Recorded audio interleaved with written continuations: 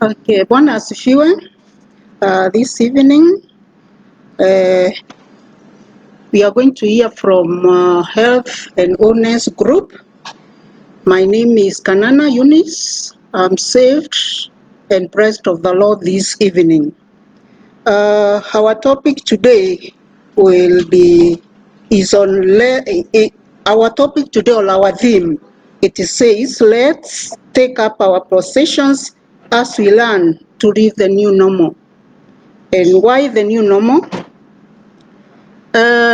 You all know coronavirus has been with us for quite some time now, 3 months back, when we had the first case of corona. Everyone went into panic. The first case was reported in Kenya. There was a lot of anxiety, both from the young and even from the old. And the simple reason was no one really knew what was in store for us. We had, it was a little scare because the Western world that experienced the pandemic before us, they were really giving stories which were really scary. And from there, we've continued to get guidelines from our health department or our health leadership. We moved step by step. It was reported 1 case, 2, 3, 5, and people are getting worried each and every day as the cases went on rising. To date, there's always a rise each day. There's no day that has been reported that there's no single case, maybe over the last 2, 3 weeks or so. So people were scared of complete lockdown. Some moved aloud even to look for supplies that will keep them the entire time they could think of, those who are able. The others went even to the maize mills. They kept a lot of hunger and the stuff to ensure that they have enough food. And even the numbers, as they were being led each day, they continued to scare everyone. But until there was a time that people were feeling that these numbers are not necessary. But we cannot hide our hands, or we cannot bury our hands in the sand. We have to accept the reality and know what is happening around us. Today, people have learned, after all, it is not as serious as it was thought to be. Initially, people when we were told to start wearing masks, people were putting, like the first 2 days, you could see everyone rushing to buy the mask. Then the hand washing was really being done. You move to a shop, you are told to wash your hands. These days, the tanks are still there, but no one is so much bothered because people are thinking, after all, it was not as serious as it was said to be. Health officials have told us we have to learn to live with the new normal. That is the wearing of the masks that, like you can see, I already have mine, but I have to remove so that I can project well. And the reason, plus hand washing, sanitizing, keeping social distance, that's why you can see we have empty forms in the church, unlike before. The reason is there is no vaccine yet, and it is a long way to come because of so many protocols or the long process in developing a vaccine. And it's only a vaccine that can be used to keep away the corona. So now we are advocating on containment of the disease. That is by following the guidelines that have been given to us. Like wearing the mask, we are assuming we are all sick. So I'm trying to protect you just the way you are trying to protect me. If I have the corona or you have the corona and you put on the mask well, there is no risk. But look at what is happening around us. We need to get back or to get the reality. So, they are saying the disease is not serious. That is the way we've seen things, because we are admitting patients, we find within few days, or they are even they are not looking sick after all, though they are said to be positive. Yes, they are the people we are saying they are carrying the disease, but they are not, exhibiting, or they are not showing signs or symptoms of the disease. But we have the vulnerable populations. Who are these? The elderly, children, the people who are living with hypertension, diabetes, the others with the kidney problems, so they are taking medications that impair their immune system. So these are people who are we really have to protect them. They are our people. They are my brothers, they are your brothers and sisters, our mothers, our fathers. They are with us, they are living with us, and they need to live a healthy life. That is why we have to protect, to keep on following the guidelines that have been given unto us. So as it is happening today, it is actually almost overwhelming the facilities. It is fortunate enough, Meru County, we don't have so many of the patients. We had 3, 2 are discharged yesterday. There is only 1 as we talk in isolation ward, but we have other counties who are reporting in terms of 80s, 90s, and all these patients have to be put in the hospitals. Let's ask ourselves, what would happen if every other county starts reporting those numbers? Definitely, our health system will be overwhelmed.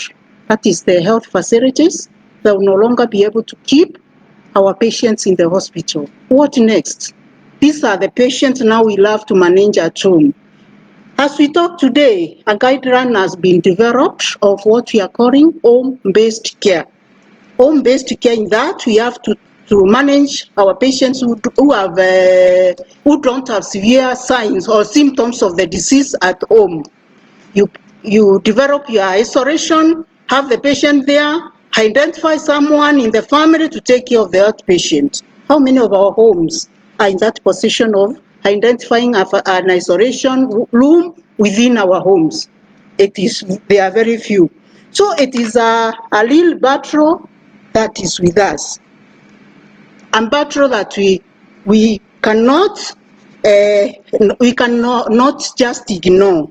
We need to take up our possessions. Remember, even the sick, remember, even science needs God. So today I want us to read from 2 Chronicles, chapters 20, 15, and then I'll jump and read 17. But during your own time, you can go ahead and see exactly what happened. 15. He said, "Listen, King Jehoshaphat, and all who live in Judah and Jerusalem. This is what the Lord says to you. Do not be afraid or discouraged because of this vast army, for the battle is not yours." 17. You will not have to fight this battle. Take up your possessions. Stand firm. See the deliverance the Lord will give you, O Judah and Jerusalem. Do not be afraid. Do not be discouraged. Go out to face them tomorrow, and the Lord will be with you. So that is the one that I want us to hear from this evening. The people of Judah and Jerusalem were facing a vast army, where the Ammonites, the Ammonites, the Moabites, and the Moab, the Moabites, the Ammonites, and the Edomites. They had planned to go and attack the people of Jerusalem and Judea. Remember when the people of Israel were given Jerusalem and Judah to settle, they did not disturb these people.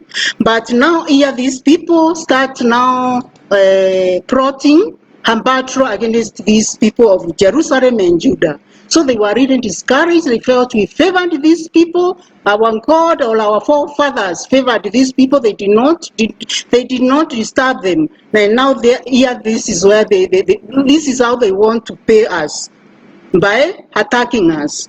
So they really felt discouraged. And what they did, their king ordered that all the people of Judea and Jerusalem have to move to the road. And this is after the prophet talked to them.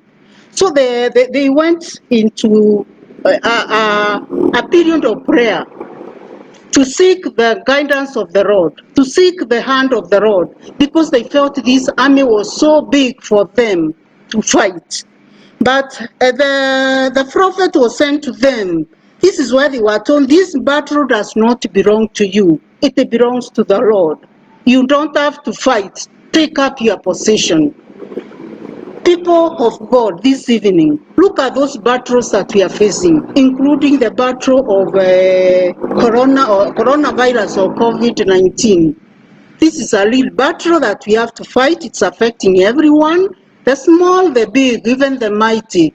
You even of mighty countries that they are down on knees because of a mere disease. So that is why we feel it's a real battle for us. This is a battle that we cannot fight. I've already told you what the health officials are preparing us for. They are preparing us for a period that we have now to come and take care of our people in our homes. They have told us this is a disease that we have to learn to live with. How do you learn to live with a disease, a sickness that you know it can kill? Yes, people are assuming it is not as serious as we thought after all. That is why business has come back as usual to the lives of some people. But to the vulnerable groups, if we take it rightly, our CS has always been saying if we take it normally, it will treat us abnormally. Yes, if we treat it normally, it will treat us abnormally. So people of God, let's take our possessions. And the biggest possession that we've been given by our God